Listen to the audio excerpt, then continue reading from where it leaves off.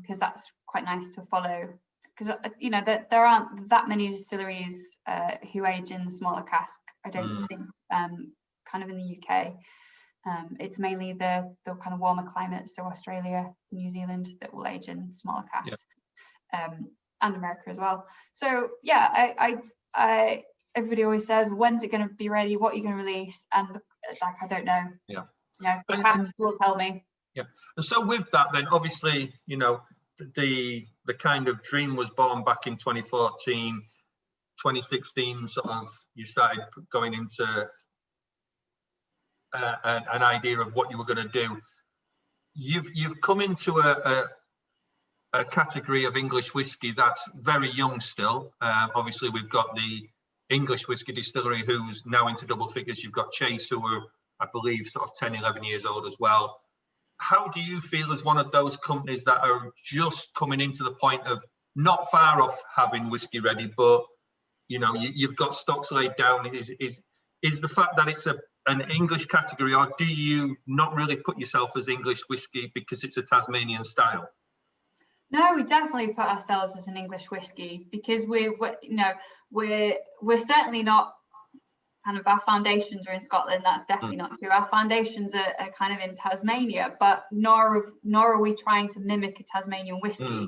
We've obviously got the tradition of Scotch. We've got the innovation of Tasmania. So we've come back to England.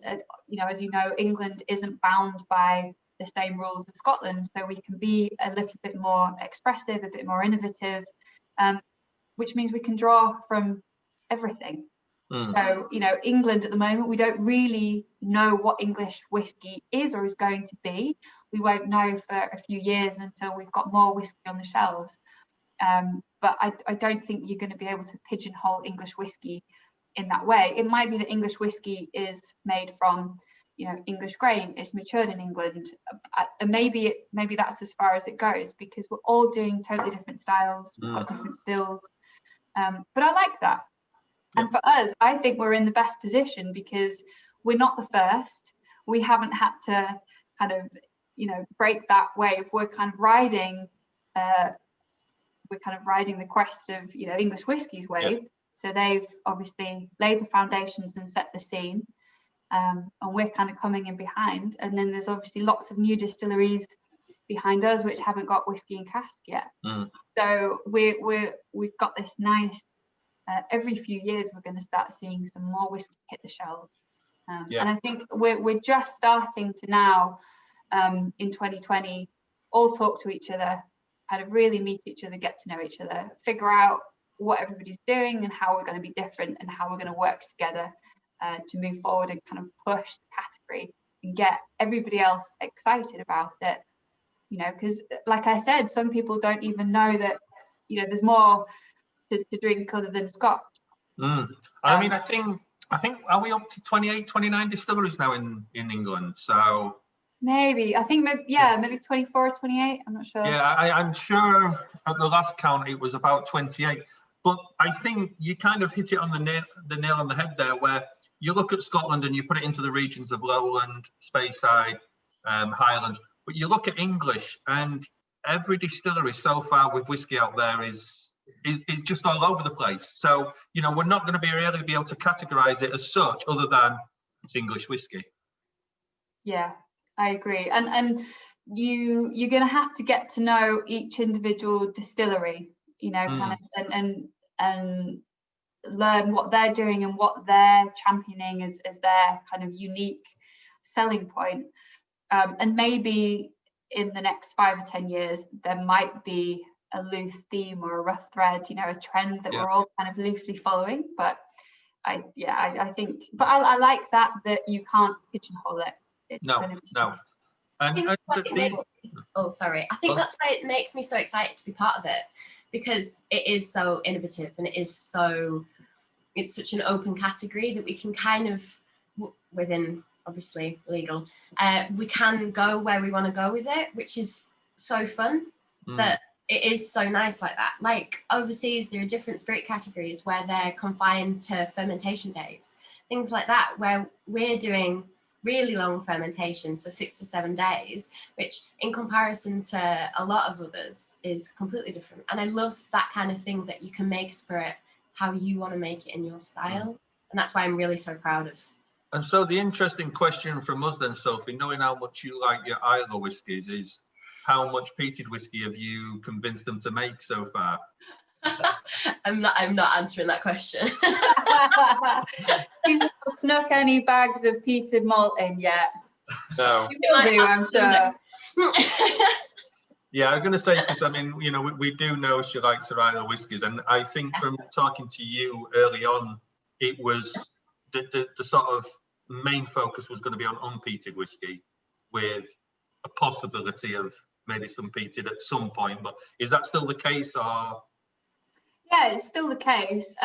We're exploring, you know, the smoky bourbon casks as a way to kind of bring in the smoke. So I'd like to see how that develops first. So the kind of the Cooper King, like distillery character, how that works well with smoke, and is that something that we want to introduce? Because if we do, we'll have to produce a run of it, have a full distillery clean down. To maybe really produce it, you know, once a year or something. But yeah, it's certainly not off the cards, but I want to make sure I've been quite set on maintaining a very sort of almost strict sort of production regime for 12 months, so that I can really see the character of the Maris Otter on our stills with our fermentation, and keep everything else you know, kind of the same, so that I can follow that across the season, so summer through to winter. Yeah, I mean, know how that develops. This may be a stupid question, and my head might have gone blank, but so if you've got a mature whiskey, could you infuse the smoke into that with the way you infuse your flavors into your gin then? Vacuum sort of infuse it? Well, I don't, potentially. I'm not quite sure how you would do that. The main way to introduce smoke would be maybe, you know, smoking the water. You know, a few distilleries have experimented with that. But I'm not convinced that, you know, introducing the smoke in that way is the best way to integrate it well into the spirit. Often you taste the spirit and then you kind of taste the smoke on top. That would probably, yeah, and then, you know, kind of the more you dilute it, the more separate those two become. So I like the idea of introducing the smoke through the cask from, you know, a smoky whiskey that's been in before. But again, you can also have that separation. That, you know, the ultimate is to have the smoke in the grain. Yeah, obviously, but we're working up to that. So obviously you're coming under the craft distillery kind of title, the artisan type thing. So what kind of figures are you looking to do? What will be your capacity? You know, how much spirit are you making per year, or what is the aim to make? So at the moment we're brewing once a week, and one brew fills one cask of whiskey. So on average we're producing about 45 to maybe 50 casks a year. Yeah. We don't have plans to massively ramp that up. That's going to stay relatively stable. We'll add a few extra casks every year, because at the moment, you know, we're fairly limited by size and manpower. So it's, you know, it's a mere drop in the ocean, but that way we can cherry pick the casks. We can spend a lot of time tweaking the spirit. I never wanted to rush it. It's always been really slow. Deliberately slow, and we're always going to be in a position where we'll never make enough to supply the demand. And maybe there has to be, you know, but the downside of that is that you might not always be able to get a bottle of Cooper King when you want it. Batches are going to sell out. There might be a period of waiting, so that is a downside. But the flip side is that when you do get a bottle, you know that it's going to be the best that it absolutely can be. And I mean, that's the interesting thing, and Christoph kind of picked up on it, and I was going to say exactly the same, that it shouldn't really be manpower anymore, should it? It should be woman power, obviously. Sorry.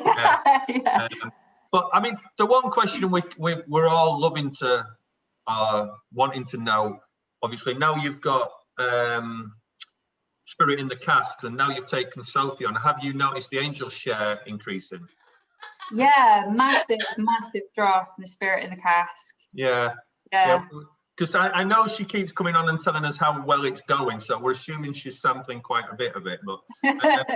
But just bringing Sophie back in then. So obviously, how long have you actually been doing the work with Cooper King then? How many, have we got an idea of how many casks you've sort of made? Or so I've been maybe 3-4 months doing brews consecutively, and then I've been on and off where I was volunteering a few times last year, would you say?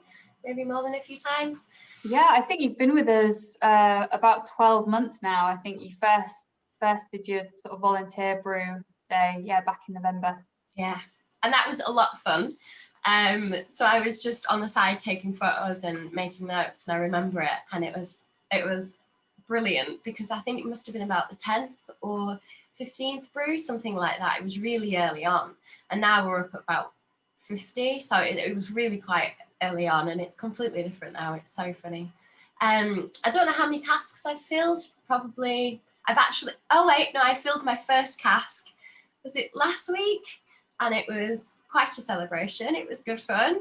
They are a lot more difficult to handle than I would have thought.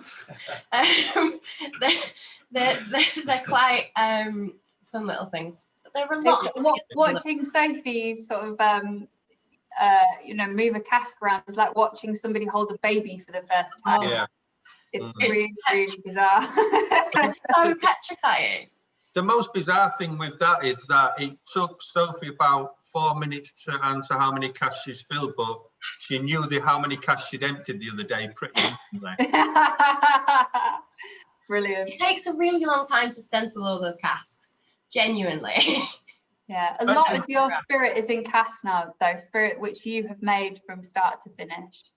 Yeah, you've probably got like at least 10 or 15 casks filled, I reckon, that you've helped make. And it's really nice to see the enthusiasm which Sophie had on those first few brew days, because even though she knows how it's made, she's been drinking whiskey, for years, you still can't contain your excitement when you're actually in it and you're stirring it and you're smelling it and you're doing it. That's what we had in Tasmania, and it's really addictive. Completely. And so, as you're trying the spirit now, is it? I mean, obviously, I'll put this to both of you, but to Abby first. Are you seeing those Tasmanian traits within the whiskey, or is it quite unique to you, if that makes any sense? Yeah, I mean, because we set out with a certain style in mind, and the spirit that we've got is slightly different to that. We're seeing, so in Tassie with the Franklin barley and that particular still, there was lots of green apple and pear. It was a really fruity but soft new make, really fruity and really malty. We're certainly getting the similar kind of profile, but instead of the green apple and the pear, we're getting like mango and banana and tropical fruit. So that's something which I hadn't really anticipated. And ultimately, until that spirit came off the still, we didn't really know what it would be. We could, you can only control it so much, and then you've just got to wait and see how your kit, your distillation time, how long that still runs and everything. So, but no, I was really pleased. I was fully prepared for that first batch to go down the drain, because I just thought, I knew it would take us multiple brews. It might take us 6 months before we'd actually tweaked it enough for me to be happy with it. But actually, the first one that came off was brilliant, so we bottled it. And fortunately, none have gone to drain, which is great. But Sophie has witnessed a full year of distilling now, so she's seen the changes in the spirit, and she's seen just how like one extra day and a little bit of sort of extra heat in the atmosphere through the really hot summer that we've had can quite significantly affect the character of the spirit. So together we've both been tweaking it and adjusting it So I think now with a full year under our belt, we've got a lot more control over that process. Yeah, because I think it's interesting you say that, because I think a lot of people just don't realise how much the process can alter your final taste. Forget the cask dominant, but you know, just from the brewing and the distillation, just how much difference that can make with little tweaks. Yeah, I mean, whiskey's not. Sorry, Sophie, I'll let you talk in a second. Whiskey's it's you know, it's simple. It's a handful of ingredients.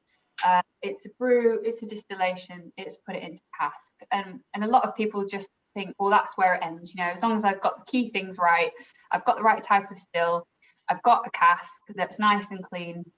But although even sometimes that's not really followed, they just naturally assume that they'll have good spirit from it, but it's so much more complicated than that. And I think we're at that kind of weird point in the gin industry, especially, where lots of gin distilleries are kind of seeing, oh, maybe we're starting to reach the peak of gin. What are we going to do next? Let's make some rum, that's hot at the moment, or let's make some whiskey, that's hot at the moment.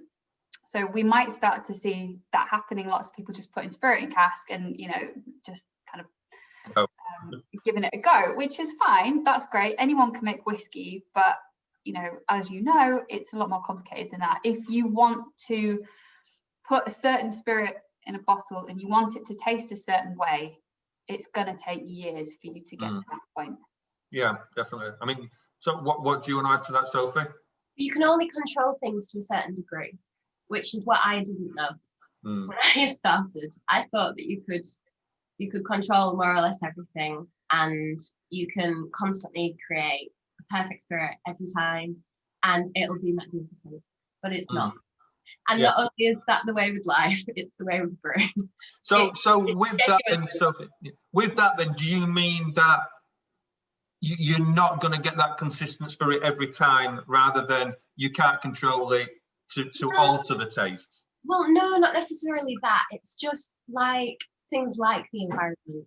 You can control it to a certain degree, but sometimes you just have to, you know, take a breather, let it do its own thing, and, you know, like, just relax and believe in the process that it will work, because you're basically putting everything in that brew and just praying and hoping to God that in 6 and 7 days it will be perfect. And sometimes it's not, and sometimes it is, and it's just like, you've got to, I don't know. And you're very, like, me and Sophie are very similar in that, you know, we like to kind of control it. We want it to be perfect.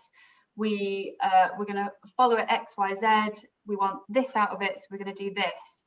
And something that, you know, we've had to come to grips with, like you've just explained, is that it doesn't happen that way. You can read so much in a book. You can speak to 1,000 different distilleries. They'll all tell you the right way of doing it.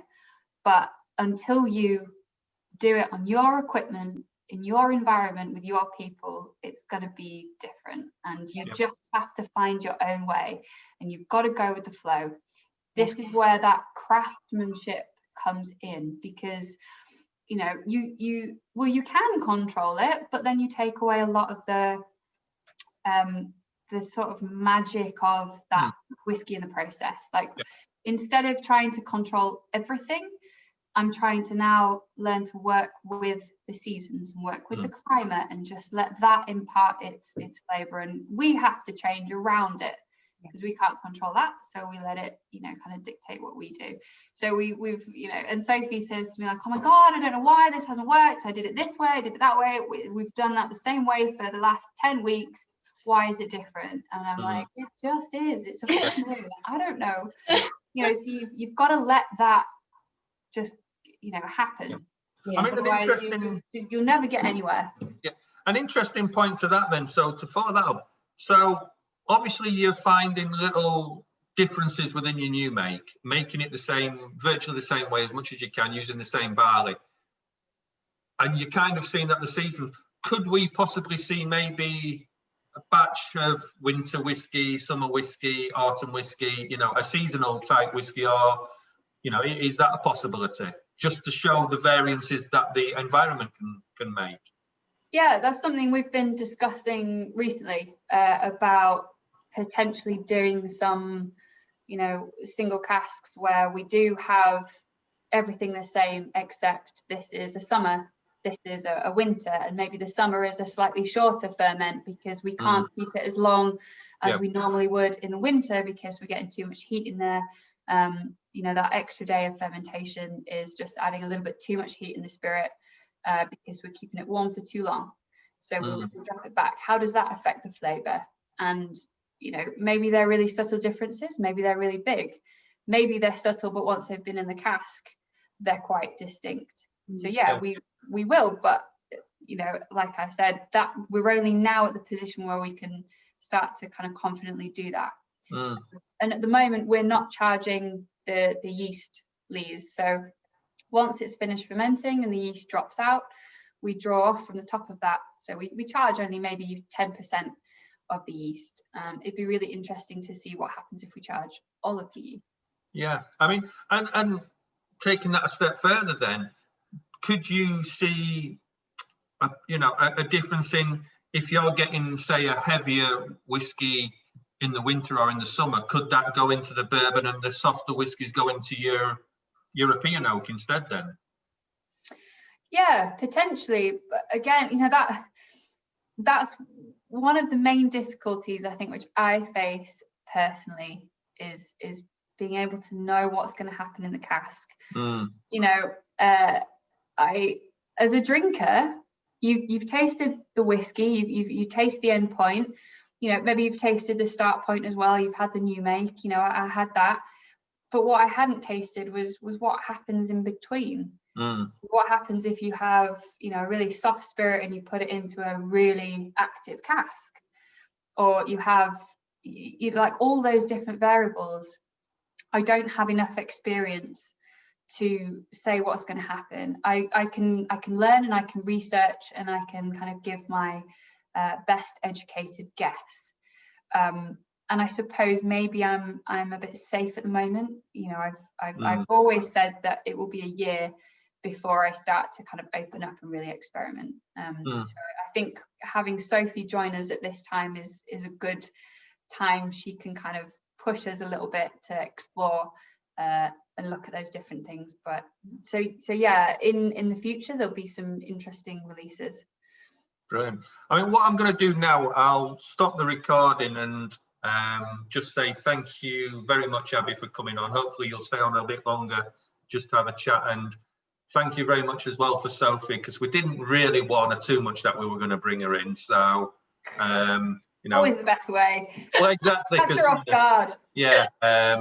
She does get flustered, we know that, but thank you very much for coming on, and thank you to Sophie for coming on and chatting to us. Like I say, hopefully you'll hang around for a little bit longer, and everybody hopefully will have questions now the thing's gone. So thank you very much to both of you. No problem. Thank you. You're welcome.